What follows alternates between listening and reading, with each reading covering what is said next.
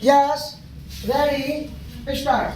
Sir, unfortunately for most of us, what is decided by the highest judicial authority in our country is that the directive principles are not as important as fundamental rights.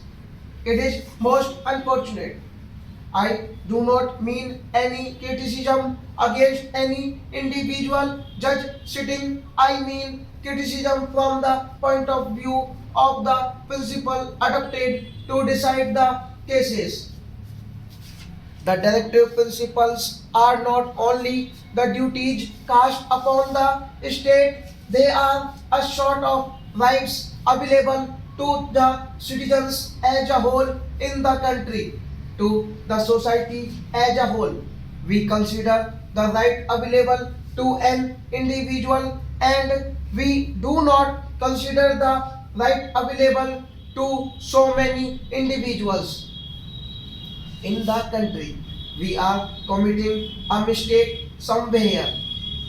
They have decided that because directive principles are not justiciable, fundamental rights are more important, and when a law is made to implement the directive principles, it goes against the fundamental rights. It has to be struck down. That is most unfortunate. There is a decided case in which a Harijan student was admitted in a medical college.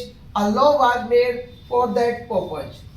The case went to the High Court in Madras and it decided that equality before law is not available under that act because all students should be treated equal, and so the admission was cancelled.